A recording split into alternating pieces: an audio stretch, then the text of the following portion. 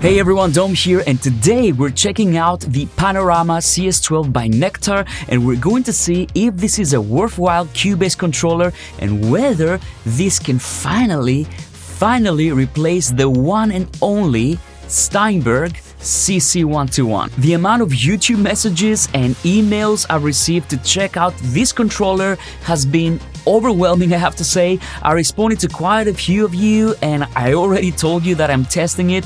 But as always with controllers, I want to take a little bit of time before making a video. So after having worked with the CS12 for several weeks and after one firmware update that improved the functionality quite a bit, I'm now in a position to show you what this controller can do.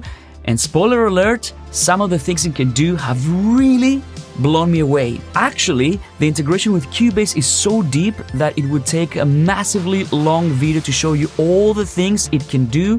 So consider this video as an overview of the things that the Panorama CS12 can do for your Cubase workflow. Alright, let's check it out. If you've been following my channel, you know that I absolutely love the Steinberg CC12, and I've been trying to find a modern alternative for it for ages. And to be honest with you, up to this point, nothing comes close. Until now. So let me start with a very brief layout explanation of the CS12. First, we have the fader. It's a motorized fader. It's touch sensitive. It's very nice, fluid, quiet. No complaints about the fader. You can do automation, but much more. This is something that I'm going to show you in a second, and it's a game changer, honestly. Then we have the mixer channel section. We have panning, which is something that I always welcome. I like to have panning on my controllers. We have the arm, solo, mute, and select buttons. I'm going to explain what these are. Then we have a transport section. I know this is a big deal for many people, and we have quite a few controls right there. We have a nice screen, and we have these three knobs right here that can do many different things. Then we have the insert section. This is where we can start controlling our different plugins in Cubase. We have our sense, our channel settings, and then these knobs here can do so many different things, from EQ, from your quick controls in Cubase, and you can control your plugins, of course. So I'm going to load a project in Cubase here, and you will see that here we are. We have this Cubase logo, and immediately you can tell that Nektar spent quite a bit of time to make sure that this feels like a native Cubase controller. To be honest with you, the script that they've created is incredible. So let me show you a few things to begin with. Let's try the transport. Of course, we have play, stop, record. We have our cycle. Now, the great thing with these buttons right here is that you can actually move according to the grid type. So for example, as you can see right here, I have adapt to zoom activated, and that means that now I am zoomed out. I can move by bar, which is very, very useful. Many times I want to go to the next bar. This is extremely useful. Now, if I zoom in, as you can see, because I have adapt to zoom, now you will see that I go in much finer steps. And if I zoom in even more, I'm going to go by eighth notes. The other thing that you can do that I find super clever is that you can press shift and set your left locator here, see, like this. And then if I go over here where my vocal ends, I can press shift and set right, and I can set up my locators like this, and this is very, very fast. Of course, the usual suspects are there, so I can solo, I can mute, I can arm the track for recording, I can also do my panning right here. And one thing that's really cool, and I want to say it straight away, is that if you want to be a little bit more precise with anything that you control with the CS12, you can actually press this button here that looks like a magnifying glass, and now these controllers have increased resolution, so you can actually do fine-tuning of your parameters. And then when you're done, you can click it again, and then you're back to normal mode. I know that many of you are here for the fader, and I'm going to tell you my opinion about the fader. It is a great fader.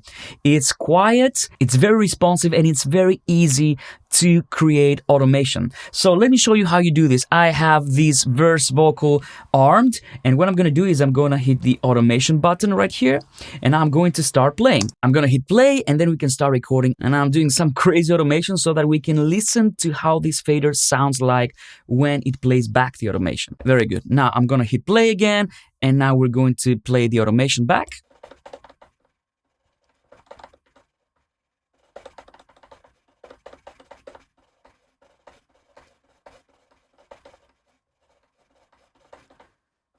I don't know how much you could hear, but the sound that this fader makes is very acceptable. It's not overly loud. It doesn't have any weird mechanical noises. It's a very decent fader. Is it as good as the CC121? I would say yes. The only thing is that I prefer the actual fader cap of the CC121 because that fader was a really high quality Yamaha digital console faders. This is absolutely fine and your finger rests really nicely on it. I just preferred the fader cap on the CC121. The other very nice touch is that we also have a view meter section right here. So when I play back my vocal, you can see that I can see straight away my view meters and the level of the selected channel. And speaking of selected channel, one of the things that I've always been missing from any other controller up to this point, apart from the Softube Console 1, is that no controller could follow the channel selection in Cubase. Well, I'm happy to report that the CS12 follows the channel selection. So if I go, for example, to the last channel that we have here, so Audio 01, you will see that when I click on it, the channel follows. If I go here, it follows. And you will see that not only it follows, but we also have the correct color displayed on the CS12. So the number one thing that I want a controller to have, the CS12 has it, and that's because they have a dedicated Cubase MIDI remote script. I'm going to press this button here and this button opens the mixer. Here's a very cool thing that I wanted to show you. If you press Shift and Select, then your fader right here becomes a volume of your control room. And that was one thing that was changed in a recent firmware update because before this was assigned to the stereo output. And as you know, I don't find this useful. I always want to keep this at 0 at unity gain. But Nektar did this firmware update and now check what happens. I can control the volume of my control room. So this is amazing. You have no idea how much I use this control. I always assign it to my controllers and this is great that we can actually do that without affecting the master fader. If you want to go back to controlling your channels, Shift and Select, and we're back to controlling our channels. Next, we have this zoom knob right here, and this allows you, of course, to zoom horizontally. Now, if you press Shift, you can zoom vertically, but I found that there's an even better way to do this, to be honest with you. Next, we have this knob that controls the tempo,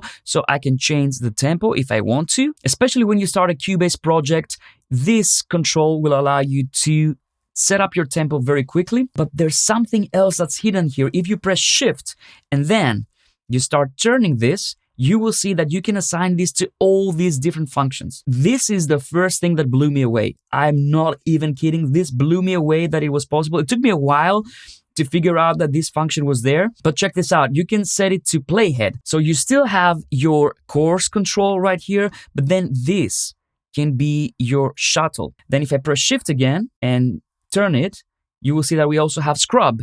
So I can scrub if I want to. Then you can set it to loop mode, and this allows you to move your loop points, which is, again, incredible. Then we have zoom vertical, and this is what I've been telling you about. So you can actually zoom horizontally like this, and then you can set this to zoom vertical, and everything is right here at your fingertips. I love this. And then, are you ready for this? Check this out. Then we have this clip gain. So now, for example, let's say I cut this section right here and I have this event selected. Now check this out. I can change the clip gain with this control. I've never seen something like this in any controller that controls Cubase up to this point. If you know any controller that can do this, let me know. But this, oh my goodness, this is amazing. And look how fluid it is. This is a game changer for me because this means that I can be so precise when I do my clip gain. Lastly, we have nudge, and this allows us to move an event like this. Again, this is something that I've never seen before. Obviously, the CC121 couldn't do all these things. So I'm going to tell you straight away, yes, this is a perfect replacement for the CC121. Another thing that I do all the time in Cubase is open the channel settings window. And this, you can actually do it very easily by pressing Shift and the mixer button right here. So here we go. Here are my channel settings for this channel. I can activate my metronome like this. I can hit undo, and then I can move from point to point very easily. Now, if I want to flip between channels, I can use these arrows right here. So you can see, let's go between different channels. I can do quantize, and if I press shift and cycle, now we're going to set our loop points, and then this selection is going to loop. You can also press shift, click the metronome, and you can activate pre-count. This is something that I use all the time, and I'm so glad that this controller has it right there. Let's talk a little bit about how the CS12 can control your plugins, your sends, your channel settings, because for me, this is the big deal with the CS12. Let's start with the inserts. As you can see right here, I have a vocal chain, the vintage compressor, and a third-party plugin. So these are my 8 slots. And then if I have plugins on slots 9 to 16, I can just press 9 to 16,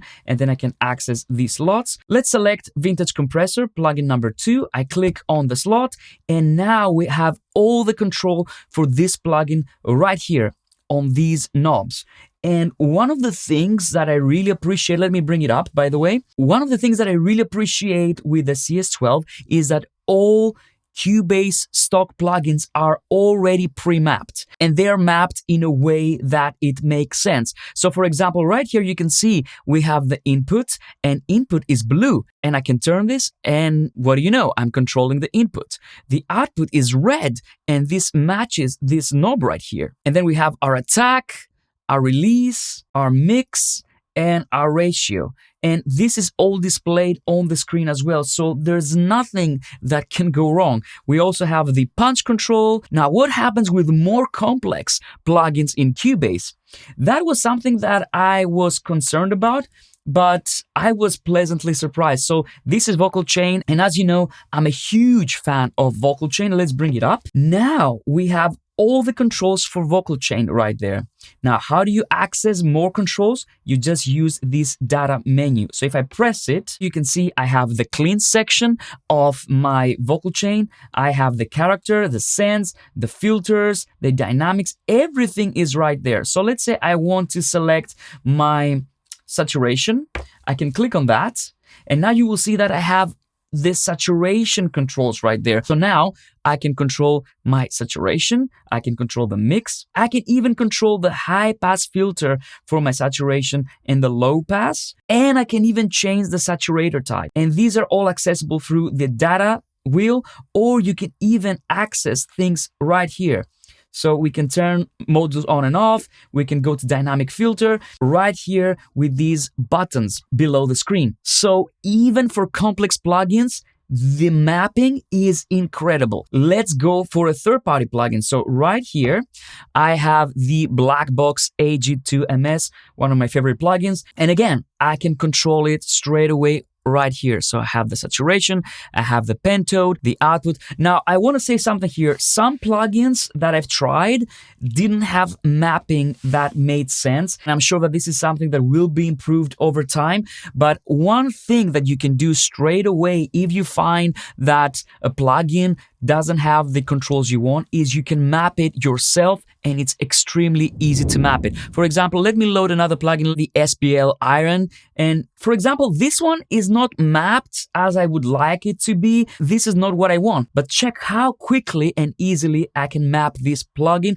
And once you do this, you don't have to do it again. So you press Shift and you press the data menu button right here. That's a button as well. And now we're in learn mode. So now all I need to do is click on one control and then move one controller. Then click on another control, then move the controller, click on another control, maybe release actually, this one. And this is how quickly you can map any plugin to the CS12. And then if we want to stop my learn mode, I can press Shift and hit the data menu button again. And now I have my threshold, I have my attack, I have my release. And of course, if I press the magnifier button right here, I can be a little bit more precise. Now, here's another cool thing that you can do. If you want to change the color of these encoders while you're in learn mode, you can turn this dial here, this data menu dial, and then you can press this button, keep it pressed, and then you can change the color of each knob. So you can customize your mappings to your liking. This is extremely cool, guys. I really love this. And then when you're done, you can press save, and this mapping is going to be saved for your CS12. Before I leave the insert section, I want to show you one other thing that you can do. If you press shift and you hold it, you can actually disable any of the plugins that we have right there. Or if you press the plugin button right here, you can actually bring up the interface of any of these plugins and close them. And if you have all these plugins to the front and you want to close them, you press shift and then you press this button right here, and then immediately all your plugins close. Again, workflow. Now let's talk a little bit about quick controls, and I'm going to talk a little bit about instruments, because up to this point, I'm not sure if I'm missing something, but I haven't been able to find a way to control virtual instruments the way that we control plugins. But there is a way to control your virtual instruments, and this is using quick controls. So for example, if I have my Retrolog open and I go to channel, I can go here and now I can start controlling my Retrolog using the quick controls. And in my case, my quick controls are the cutoff, I have my resonance, I have my distortion, I have my envelope, and then I have my filter envelope controls right there. And of course, it can control your sense, as you would expect. So if I go to sense, I can control my first send like this, and my second send, and of course, I can control all the sends that I have in Cubase. And another tip, if you press shift and turn one of the sends, you can deactivate it. And if you click this button right here, you can turn this from pre to post. Very tactile. I love this. This wouldn't be a proper CC one-to-one replacement if it couldn't control your EQ. So if you want to control your EQ, you just press channel right here, and you will see that we have quick controls, like I showed you before, but we also have EQ. And this is where these knobs right here become your EQ controls. I can turn my bands on and off like this. Then I have my gain, my frequency, and my Q. The other thing that you couldn't do with the CC one-to-one is that we can control the pre-filter section. And if you know me, I'm a die-hard fan of the pre-filter section, because here we can set up our pre-gain like this. We can control our filters for every channel. And by pressing this button, we also get the controls for the low cut filter on and the high cut filter on. We also get the phase reversal control right here, and we can also bypass the EQ altogether. Pretty much everything is mapped. The only thing I haven't found up to this point, and maybe it's there, but I haven't been able to find it, is to change the filter slopes. But most of the times I start with a template and my filter slopes are already preset, so that's not a big deal for me. Here's another thing that you couldn't do with the CC one-to-one, and this is control your channel strip. If you're interested about the channel strip, I've made a dedicated video, so go check it out. But this controller allows you to control your channel strip. So let's go to my channel strip right here, and you will see that when I am in channel mode, I can now select all the different modules of the channel strip. So my noise gate, my compressor, my EQ, my envelope shaper, my tape saturation, and my limiter, maximizer. So if I go, for example, to my vintage compressor, you will see I can control my vintage compressor. If I go to my envelope shaper, I can control my envelope shaper. If I go to my tape saturation, I can control my tape saturation that easily. And then the maximizer, that's what I'm talking about. This is brilliant. I wish that more manufacturers created scripts like this. The integration is so tight, it really feels like it's one thing with Cubase. Next thing, I'm going to show you a feature that this controller has that's a game changer in my opinion. But before we do this, if you enjoyed this video and you find it useful, please consider subscribing. This is the best free way to support what I'm doing here on YouTube. And of course, if you're looking for those 80s drum sounds with a modern twist, check out my Modern 80s Kit Max. And also, check out my mastering courses. I've done 3 mastering courses, mastering in Cubase using Cubase tools and plugins exclusively. mastering in the box with advanced mastering techniques, and the hybrid analog mastering masterclass where I show you mastering with tasty, juicy analog gear. Now let me show you this feature because that's really cool. And this is this select mode right here. Let's say you want to control any parameter in Cubase using your fader right here. So let me show you what you can do. I brought up a third-party plugin. This is Yonisum compressor from Tone Projects. I love this plugin. If I hit select here, see this lights up and I click on any control in Cubase. Let's say this one. Now this fader controls this specific parameter. So as you can see, I can control the ratio of my compressor using my fader. Now, if I click on the threshold, you will see the fader will jump, and now I'm controlling the threshold. Let's try the knee, and again, I'm controlling the knee. Let's try the gain reduction limit, and again, I can control the gain reduction limit. If I go to my retro log and I want to select the sustain level, I can control the sustain level using my fader. How cool is that, and how amazingly it's been implemented? It goes without saying that there are tons of options when it comes to your markers and all these things. So I would advise that you check out the manual. The manual is very well written.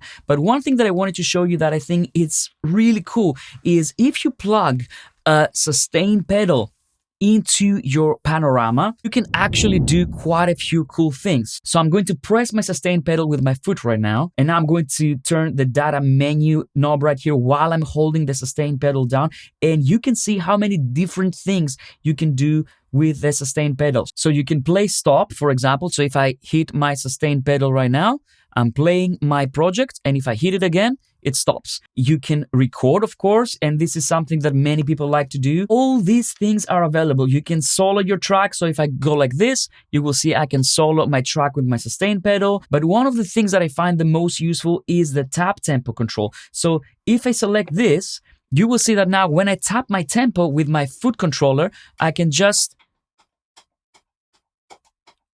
This is great. This is amazing for musicians that want to start playing something. Tap the tempo while they're playing, and then Cubase is going to follow the tempo and it's going to set up the tempo track correctly. And of course, there's the Nektar app that allows you to do many different things. I'm not going to touch on this because the video is already too long. The other thing I want to talk about is about the build quality, because I know that many of you are going to ask. And the build quality is quite solid. It's plastic, so don't expect the high-end metal construction of the CC121. This unit was made in Japan. I mean, it was a completely different level, but it was also very expensive. So when I bought this back in the day, I think I paid like $450, and it couldn't do all the things that this can do, but the build quality was amazing. Now, this is plastic, it's very light. If portability is one of the things that you care about, this is going to be really nice. The buttons feel nice. There is no wobble on the knobs right here. These knobs right here are a little bit on the cheaper side. I would prefer that we had these kinds of knobs right here as well, but to be honest with you, it doesn't bother me too much. And when it comes to how it compares with other controllers on the market, I would say that this is a league of its own. So this is designed to work in seamless synergy with Cubase. And up to this point, this does the best job out of everything that I've tried. Now, where does it stand compared to things like the Softube? I think they don't overlap. If you already have a Console 1 or a Console 1 fader, this will be a great companion, because this is a great one fader controller that I've actually always wanted, a really good integrated one fader controller for Cubase. But then if you have the fader is going to give you 10 faders that you can mix, and then you can use this for the more deep functions in Cubase. In my opinion, Nektar really knocked it out of the park with this controller and the script they created. So kudos. So there you go, my friends. This is the Nektar CS12. I hope this video gives you an idea of what this controller can do for you. Is this a worthy successor to the CC121? If you ask me, not only this matches the CC121's functionality, but it also surpasses it in every single way. So if you've been looking for a CC121 on the second-hand market, you should definitely take a look at this controller. Thank you so much for watching, my friends. Leave your comments down below, and while you're at it, you might want to check out this video or this video. See you on the next one. Peace.